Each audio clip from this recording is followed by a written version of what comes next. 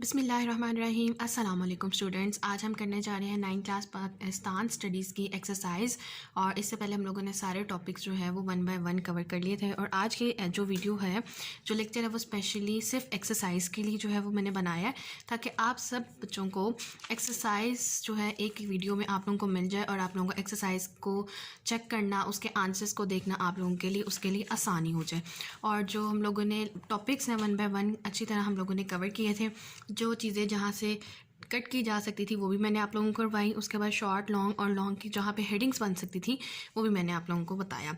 तो आज के सिर्फ वीडियो में हम लोग डिस्कस करेंगे कि कौन सा जो है फर्स्ट शॉर्ट का आंसर है, सेकंड का, और एमसीक्यूज़ के आंसर्स देखेंगे और मैचिंग। और हमारे पास थी खाली जगह। ठीक है, ये 2-3 चीज़ें थी जो हम लोगों ने पहले किसी वीडियो में डिस्कस नहीं की, तो ये आज की वीडियो इसीलिए बनाई जा रही है ताकि चैप्टर 1 का जितना रिमेनिंग काम रह गया वो आज हम वाइंड अप कर सकें।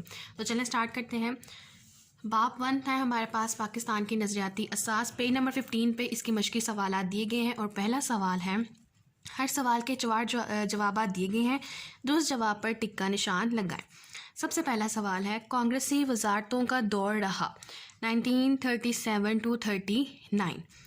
नेक्स्ट है, करारदाद लाहौर 1940 में खुतबा सदारत दिया कायद-ए-आज़म मोहम्मद अली जिन्ना ने। MA स्कूल और कॉलेज कायम किया सर सैयद अहमद ख़ान ने। 1867 में जब बनारस में हिंदुओं की मुस्लिम दुश्मनी खुलकर सामने आ गई, जिस पर सर सैयद खान ने वाज़ा ऐलान किया कि मुसलमान और हिंदू अलग अलग कौमें हैं। नेक्स्ट पेज नंबर 16, नज़रिया पाकिस्तान की बुनियाद है इस्लामी नज़रिया हयात। 1930 में मुसलमानों को अलग रियासत का तस्वुर देने वाली शख्सियत है अल्लामा मोहम्मद इकबाल, जिन्होंने इलाहाबाद खुतबा में मुसलमानों को अलग रियासत का तस्वुर दिया था। और लास्ट MCQ है हमारे पास, क़याम पाकिस्तान का मुतालबा करते वक्त मुसलमानों की सोच थी कि वो अपने मज़हब और अकायद के मुताबिक ज़िंदगी बसर कर सके। नेक्स्ट आ जाता है हमारे पास, खाली जगह पुर करें। और फर्स्ट है, नज़रिया लोगों की सोच की अक्कासी करता है। तो इस फिल इन द ब्लैंक और खाली जगह में हमारे पास आएगा सोच की अक्कासी करता है। अंग्रेज़ों ने हिंदुस्तान के अवाम पर भारी टैक्स लगाए। अल्लामा इकबाल बड़े सगीर के उन मुस्लिम रहनुमाओं में से एक हैं जिन्होंने मुसलमानों को अलग रियासत का तस्वुर दिया। कायद-ए-आज़म रहमतुल्लाह अलैह ने बड़े सगीर के मुसलमानों की तकदीर बदल कर रख दी। और लास्ट पर जो खाली जगह दी गई है उसके 2 आंसर्स बनते हैं। चौधरी रहमत अली ने 1933 में पाकिस्तान नेशनल मूवमेंट की बुनियाद रखी। ये भी आ सकता है और ये भी आ सकता है कि चौधरी रहमत अली ने लंदन में पाकिस्तान नेशनल मूवमेंट की बुनियाद रखी। तो ये जो खाली जगह पुर करें और कॉलम अलिफ और कॉलम बे को मिलाएं, ये चीज़ें आप लोगों को दी गई हैं लेकिन पूछी MCQs में ही जाती हैं। तो इन दोनों चीज़ों को भी आप MCQs के पॉइंट ऑफ व्यू से ही तैयार करेंगे, क्योंकि आपके पेपर में कोई ऐसा पार्ट नहीं होता जिसमें कॉलम्स का और खाली जगह फिल इन द ब्लैंक्स वगैरह की चीज़ें उसमें पूछी जाएँ। तो ये दोनों चीज़ें भी आपका पार्ट ऑफ MCQs हैं और इसको बहुत अच्छे आप लोगों ने तैयार करना है। पाकिस्तान स्टडीज़ का ऑब्जेक्टिव पार्ट मोस्टली एक्सरसाइज में से पूछा जाता है। 95% ऑब्जेक्टिव पेपर जो होता है वो लास्ट पे जो एक्सरसाइज दी होती है उसी में से पूछा जाता है। और आपके लिए बहुत मार्क्स गेनिंग है कि आपको जो चीज़ बुक में प्रोवाइड की गई है लास्ट पे 10 to 11 MCQs होंगे, 5 to 4 खाली जगह दी गई है और कॉलम दी गई, वो उसी में से आपसे MCQs ऑब्जेक्टिव पार्ट में जो जो चीज़ें आती हैं वो यहीं से आएंगी, आउट ऑफ बुक, या आपको बीच में से MCQs ज़्यादा नहीं पूछे जाएंगे। और अगर पूछा भी कोई जाएगा तो इस तरह से पूछा जाएगा जैसे मैंने आप लोगों को मार्क करवाया था, और बहुत ज़्यादा डीपली आपसे कोई क्वेश्चन नहीं पूछा जाता। नेक्स्ट आ जाता है हमारे पास, कॉलम अलिफ और कॉलम बे को मिलाएं और 2 जवाब कॉलम जी में लिखें। सबसे पहला है हमारे पास 1, 1206 में कुतुबुद्दीन ऐबक ने सल्तनत दिल्ली की बुनियाद रखी। ठीक हो गया, 1206 में कुतुबुद्दीन ऐबक ने सल्तनत दिल्ली की बुनियाद रखी, इसका राइट आंसर है। कॉलम जीम को आप छोड़ दीजिए, ये एक्स्ट्रा पार्ट है। गजनवी दौरे हुकूमत, सेकंड का जो आंसर है वो है 1003 से 1206 तक मुहित है।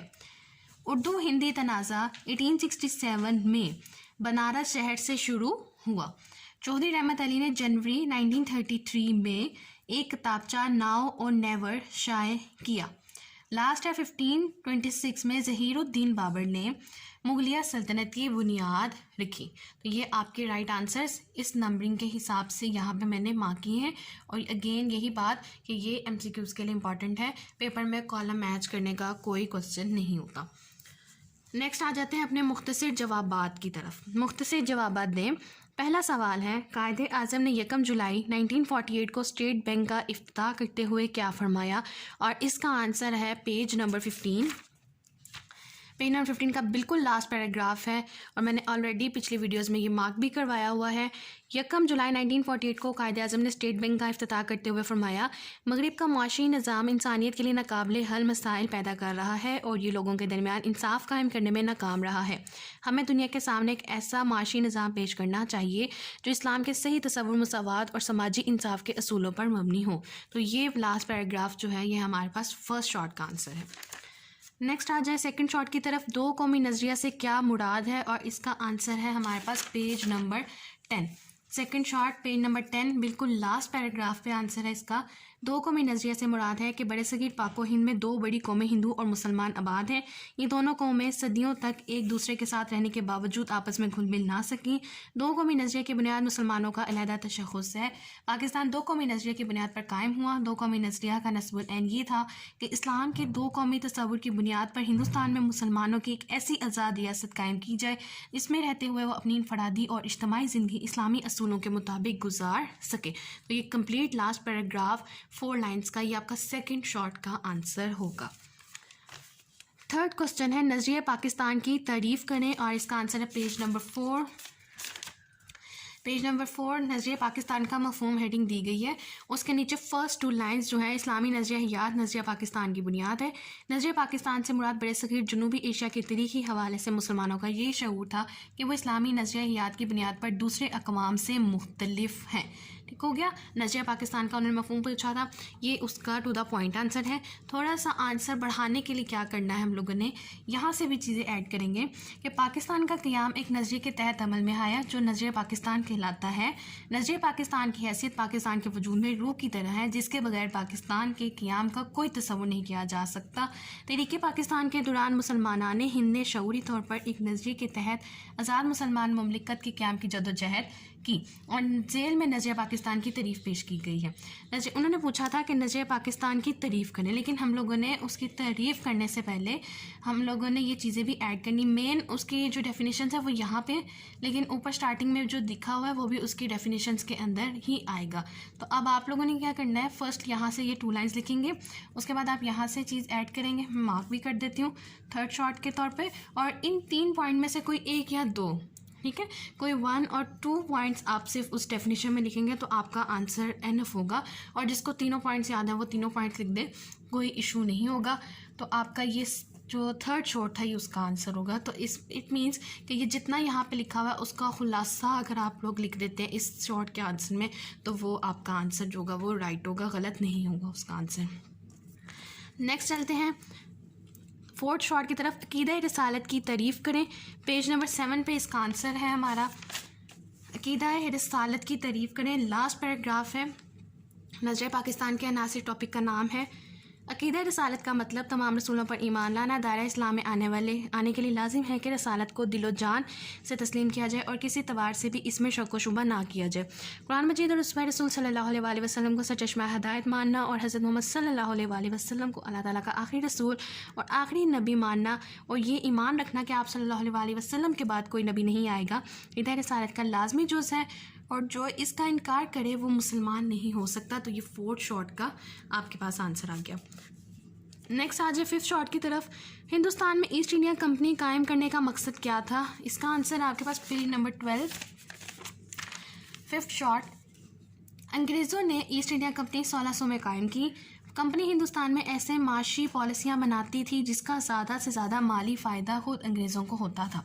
अंग्रेज़ों ने अपने सनत और तजारत के तहफ़्फ़ुज़ के लिए हिंदुस्तान के अवाम पर भारी टैक्स लगाए जिससे मुसलमान भी मुतासिर हुए।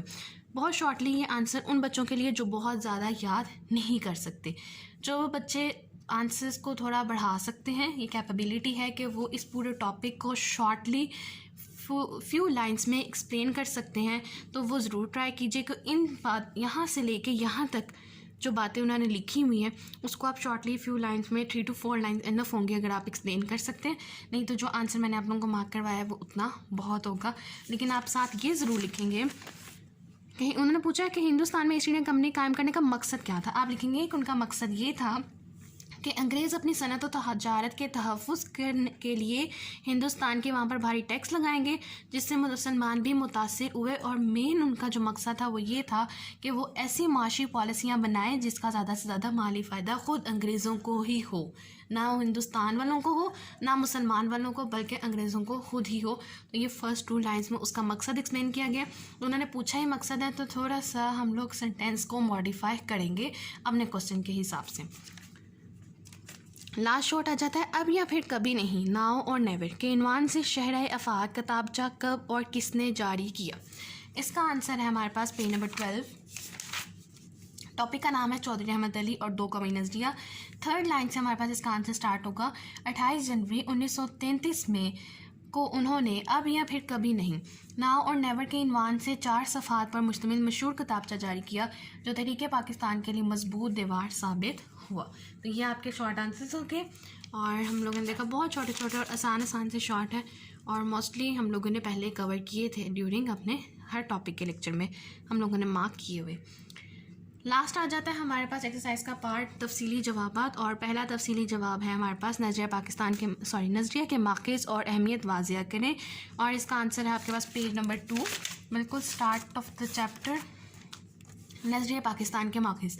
लेकिन इसको स्टार्ट करने से पहले आपने क्या करना है, आपने नज़रिया का इंट्रोडक्शन लाजमी देना है। जैसे मैंने हमेशा अपने हर लेक्चर में यही बात की है कि जो भी आप लॉन्ग लिखें, तारुफ़ और हासिल कलाम, ये आप अपनी आदत बना लें कि हर लॉन्ग में तारुफ़ और हासिल कलाम आप लाजमी ऐड करें। ये आपके लॉन्ग आंसर पे बहुत अच्छा इंप्रेशन डालता है, और जो पेपर चेक कर रहा होता है उसको भी बहुत अच्छा इंप्रेशन उस पर भी डालेगा ये।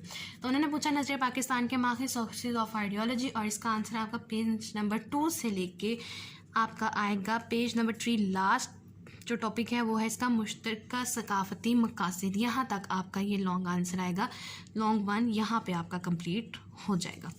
ठीक हो गया। और इसमें आप लोगों ने क्या बताना, मुश्तरका मज़हब, मुश्तरका सियासी मकासद, मुश्तरका तलीमी मकासद, मुश्तरका माशी मकासद और मुश्तरका सकाफ़ती मकासद।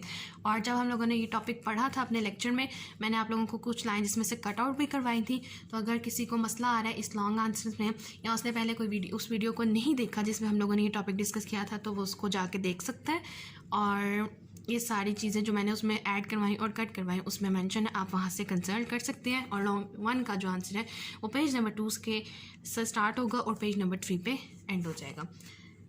नेक्स्ट पे आ जाते हैं। सेकंड लॉन्ग है हमारे पास नज़रिया पाकिस्तान के अनासिर की तफसील से वजाहत करें। ये आंसर है आपका पेज नंबर 7। नज़रिया पाकिस्तान के अनासिर की तफसील, elements of ideology of Pakistan, ये आपका पूरा टॉपिक इस लॉन्ग का आंसर है, लॉन्ग 2।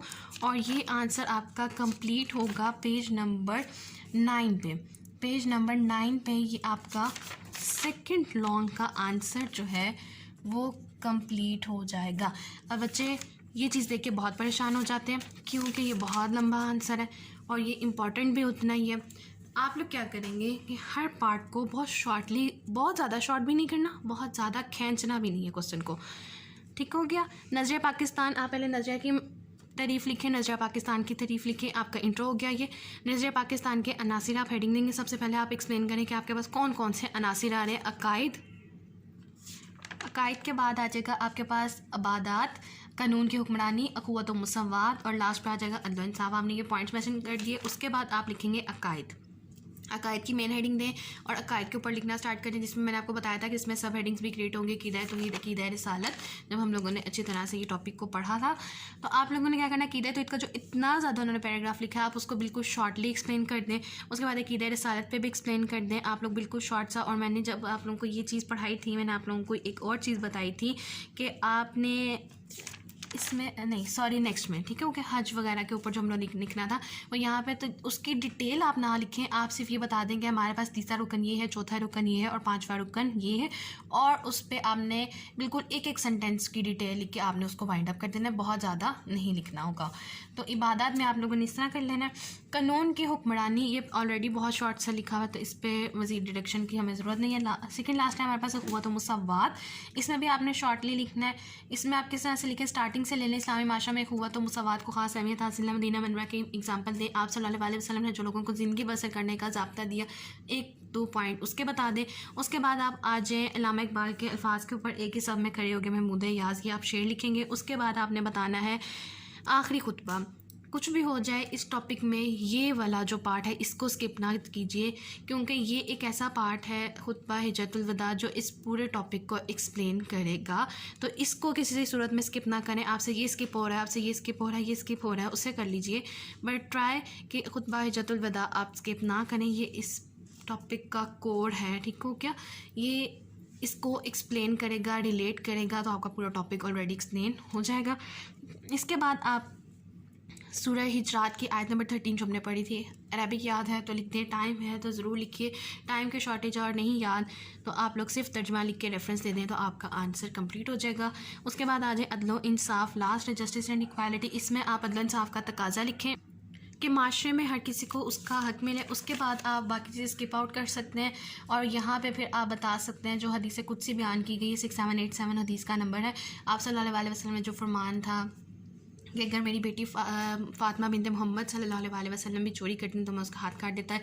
ये मिसाल इस पूरे टॉपिक को एक्सप्लेन कर देगी। जैसे पीछे हुआ तो मुसावात को खुतबा हिज्जतुल वदा एक्सप्लेन कर रहा था, और इस टॉपिक में आपके पास जो फ़ातिमा बिनते अब्दुल्ला वाली मिसाल है वो आपका अदल इंसाफ वाला टॉपिक एक्सप्लेन कर देगा। और लास्ट पे आप लोगों ने 5 पॉइंट्स में जितना लिखा उसको आप हासिल कलाम के तौर पे लिख के अपना क्वेश्चन एंड कर देंगे। और टाइम के हिसाब से, अपने स्पीड के हिसाब से आप मज़ीद ऐड और रिड्यूस कर सकते हैं अपने मटीरियल को अपने क्वेश्चन के अंदर। तो ये हो गया हमारे पास सेकेंड लॉन्ग आंसर। आगे चलते हैं थर्ड लॉन्ग की तरफ। अल्लामा मोहम्मद इकबाल के इरशादात की रोशनी में नज़रिया पाकिस्तान की वजाहत करें। पेज नंबर 13 पे इसका आंसर है लॉन्ग 3, नज़रिया पाकिस्तान और अल्लामा इकबाल। और इसका आंसर आपके पास पेज नंबर 13 पे ही स्टार्ट होगा और पेज नंबर 13 पे ही एंड हो जाएगा। और इसकी जो हेडिंग्स हैं और इसके जो मेन पॉइंट्स जो ऐड और रिड्यूस करने का मैंने आपको बताया था ऑलरेडी, उसके ऊपर वीडियो मौजूद है। किसी ने अगर वो नहीं देखी या अगर इसमें मसला आ रहा है तो वो उससे देख सकता है, उसमें मैंने सारी डिटेल जो है वो ऑलरेडी बताई हुई है। आगे चलते हैं अपने फोर्थ लॉन्ग की तरफ। कायदे आज़म मोहम्मद अली जिन्ना के इरशादात की रोशनी में नज़रिया पाकिस्तान का अहाता करें। पेज नंबर 14 पे इसका आंसर है नज़रिया पाकिस्तान और कायदे आज़म। आपने यहाँ से स्टार्ट करना है। तारीख़ में कुछ ऐसी शख्सियात मिलती हैं, यहाँ से आपका ये लॉन्ग स्टार्ट होगा और लास्ट एंड तक जाएगा स्टेट बैंक का इफ्तिताह के वक्त। और सेम ये टॉपिक जब हम लोगों ने रीड आउट किया, मैंने इसकी प्रॉपर प्रेजेंटेशन के साथ आप लोगों को जो बताया था कि ये हेडिंग आएगी, ये तारुफ आएगा और ये हासिल कलाम आएगा, वो आप लोग देख सकते हैं। आप लोगों की काफ़ी हेल्प उससे भी हो जाएगी। और इन शॉर्ट कि लॉन्ग 4 का आंसर पेज नंबर 14 के स्टार्ट से आपने स्टार्ट करना है और एंड हमारे पास हो जाएगा जहाँ पे ये आ रहा है पेज नंबर 15। और अगर आप लोगों की कन्फ्यूजन दूर करने के लिए और आसानी के लिए मैं लिंक भी हर क्वेश्चन का जो नीचे है और प्लेलिस्ट का लिंक आपको नीचे दे दूँगी और आप वहाँ पे क्लिक करके सिंपली बाकी वीडियोस को कंसल्ट कर सकते हैं अगर आपको इसमें इशू आ रहा है। लॉन्ग 5 है हमारे पास। बड़े स्क्रीन में इस्लाम के बुनियादी इक़दार और समाजी और सकाफ़ती हवाले से नज़रिया पाकिस्तान की वजाहत करें। इसका आंसर है आपके पास पेज नंबर 4। टॉपिक का नाम है हिंदुस्तान में इस्लामी दौर हुकूमत के दौरान में इस्लाम के बुनियादी इक़दार, मुसलमान मुसल्लिहीन और समाजी और सकाफ़ती के हवाले से नज़रिया पाकिस्तान की वजाहत। उन्होंने सिर्फ किस हवाले से मांगी है? इस्लाम के बुनियादी इक़दार और समाजी और सकाफ़ती। इस्लाम के बुनियादी इक़दार यानी कि इस्लामी इक़दार और माशरती और सकाफ़ती हालात, इन दोनों पॉइंट से आप लोगों ने इसको लिखना है। बाकी मुसलमान मुसल्लिहीन इसको आप स्किप कर देंगे और इस्लामी रियासत और अक़लियतों के हकूक़ आप इसको स्किप आउट कर देंगे। ये मैंने इसलिए यहाँ पे मार्क किया है कि आप लोग इसको ऐड कर सकते हैं अपना आंसर बढ़ाने के लिए, तो वो अच्छा इंप्रेशन देगा। और मेन जो पॉइंट्स हैं वो इसमें ऐड होंगे वो सिर्फ इस्लामी इक़दार और माशरती और सकाफ़ती हालात वाले ऐड होंगे। यहाँ से स्टार्ट होगा और अगर आपने सारा याद किया तो आप लिख सकते हैं। ट्राई कि आप बीच में सब हेडिंग कहीं ना कहीं क्रिएट कर लें, बिल्कुल थेरेटिकल पे ना जाए। और अगर आप नहीं जाना चाह रहे बिल्कुल फुल डिटेल में, तो आपने यहाँ पे ये अरशाद जो है कायदे आज़म का वो मेंशन कर देना है सिंपली, बिल्कुल लाइट सा इंट्रोडक्शन देके। उसके बाद माशरती और सकाफ़ती वाले में आपने यही करना है, बिल्कुल थोड़ा सा इंट्रोडक्शन दिया। उसके बाद आपने इस शेर के ऊपर आ जाना है, मेन इसका पार्ट यही है, और इसको लास्ट से एक्सप्लेन करके आपने उसको सिंपली वाइंड अप कर देना है। वैसे मैंने जितना देखा है ये क्वेश्चन कभी आया नहीं है, तो इतना इम्पॉर्टेंट मेरे पॉइंट ऑफ व्यू से ये क्वेश्चन बहुत ज़्यादा इंपॉर्टेंट नहीं है। इससे पहले जो हमने फर्स्ट 4 लॉन्ग आंसर पढ़े वो बहुत इंपॉर्टेंट लॉन्ग आंसर है, बहुत इंपॉर्टेंट टॉपिक है और बार बार आपसे पूछे जा सकते हैं ये टॉपिक, और पूछे गए हैं। पहले जितने पेपर्स हुए हैं आज तक इस ईयर से पहले जितने पेपर्स हुए हैं और इस ईयर में पेपर्स हुए उसमें ये क्वेश्चंस आए हैं और आते हैं। लास्ट आ जाता है हमारे पास दो कौमी नज़रिए की वजाहत। आपने करनी है दो कौमी नज़रिए की वजाहत और इसका आंसर है आपके पास पेज नंबर 10। पेज नंबर 10 पे आपका लॉन्ग 6 का आंसर है। दो कौमी नज़रिए की वजाहत करेंगे। इब्तिदा और इर्तिका से आपने स्टार्ट करना है, जिसमें आपने two nation theory in the subcontinent यानी कि बड़े सगीर में दो कौमी नज़रिए की इब्तिदा ये एक्सप्लेन करेंगे। सर सैयद अहमद ख़ान और दो कौमी नज़रिया ये एक्सप्लेन करेंगे, और चौधरी रहमत अली और दो कौमी नज़रिया। आपने इन तीनों चीज़ों को एक्सप्लेन करना है, तो आपका दो कौमी नज़रिया कंप्लीट हो जाएगा। और ये भी आपके पास इंपॉर्टेंट टॉपिक है और ये पूछा जा सकता है, और ये टॉपिक जो है सबसे आसान भी टॉपिक है, बहुत आसान टॉपिक है और इम्पॉर्टेंट टॉपिक है, जिसमें मेन चीज़ें आपने याद कर लेनी है। बहुत ज़्यादा डीपली डिटेल और एक्स्ट्रा डिटेल में आप लोगों को जाने की ज़रूरत नहीं। या आप सिर्फ वो चीज़ें भी कर सकते हैं जो आपको लग रहा है कि इसमें से शॉर्ट भी आ सकता है और एमसीक्यूज़ भी आ सकते हैं, तो उस हिसाब से अगर बच्चे तैयारी करते हैं तो वो भी आपका लॉन्ग आंसर्स का पार्ट बन जाता है। आप वही डिटेल अपने लॉन्ग आंसर्स में भी ऐड कर सकते हैं। अगर हम इसको अटैम्प्ट करना चाहें तो हमने सबसे पहले दो कौमी नज़रिए से मुराद डेफिनेशन लिखी, आपका तारुफ आ गया। उसके बाद आप आ जाएंगे बड़े सगीर में दो कौमी नज़रिया, जिसमें आपने मोहम्मद बिन कासिम का बताना है। उसके बाद आपने बताना है उसने राजा दाहिर को शिकस्त दी। उसके बाद अगर आप यहाँ से ये लिखना चाह रहे हैं तो ठीक है, वेल एंड गुड, आप इसे कट भी कर सकते हैं। फिर आप लिखें कि गज़नवी दौर हुकूमत कब शुरू हुआ, कुतुबुद्दीन ऐबक ने सल्तनत दिल्ली की कब बुनियाद रखी, फिर 1526 में ख़ानदान गुलामा, ख़ानदान खिलजी, इन सब का आपने बता देना है। और लास्ट पे आपने मुगलिया दौर हुकूमत में जिसने इसने हुकूमत की उसके बारे में बताना, और आखिरी मुगल हुक्मरान बता देंगे। तो ये आपका ये टॉपिक फर्स्ट पार्ट बड़े सगीर में दो कौमी नज़रिए की इब्तिदा ये ख़त्म हो जाएगा, कंप्लीट हो जाएगा। सेकंड लास्ट पे आप बताएंगे सर सैयद अहमद ख़ान और दो कौमी नज़रिया। इसमें आप लोगों ने 1857 की जंग आज़ादी के बाद क्या हुआ ये बताना है। हिंदी उर्दू तनाज़ा इसके बारे में आप बताएंगे। और लास्ट पे उन्होंने साइंटिफिक सोसाइटी की जो बुनियाद रखी उसके बारे में, और मोहम्मदन एजुकेशनल कॉन्फ्रेंस, ये दो चीज़ों के बारे में आप एक्सप्लेन करेंगे। तो ये आपका पार्ट हो जाएगा। लास्ट पे आ जाएगा चौधरी रहमत अली, जिसमें आपने नाउ और नेवर का बताना है। मेन पॉइंट ही उसमें ये है, और वो कब पैदा हुए यहाँ से अगर आप लिखना चाहें उनके तारुफ के तौर पर तो ये पॉइंट भी मैंशन कर सकते हैं। और लास्ट पे उनका कंक्लूड करेंगे, जैसे उन्होंने कंक्लूड किया हुआ है कि दो बड़ी कौमें हिंदू और मुसलमान हैं, जो चौधरी रहमत अली के दो कौमी नज़रिए ने वजाहत किया, उसको बहुत शॉर्टली आपने एक्सप्लेन करना है। तो आपका ये लॉन्ग आंसर कंप्लीट हो जाएगा। तो स्टूडेंट्स ये थी हमारे पास चैप्टर नंबर 1 की एक्सरसाइज, और मैंने अपनी तरफ से पूरी कोशिश की कि आप लोगों को अच्छे से अच्छी तरह गाइड कर सकूँ। लेकिन अगर कहीं पर कोई मसला रह गया या कहीं ऐसी कोई चीज़ आ गई जो मुझसे कहीं बताने में रह गई हो, तो आप मुझसे ज़रूर पूछ सकते हैं। मेरी मुकम्मल कोशिश होगी कि आपको मुकम्मल तौर पर आपकी जो भी क्वायरीज़ हैं, जो भी प्रॉब्लम्स हैं, वो आपको सॉल्व करके दे सकूं। और लास्ट में मेरी आप सबसे सिर्फ एक रिक्वेस्ट है कि काइंडली प्लीज़ चैनल को सब्सक्राइब कीजिए, वीडियो को लाइक कीजिए, चैनल को सपोर्ट कीजिए और ज़्यादा से ज़्यादा आगे शेयर कीजिए। Thank you.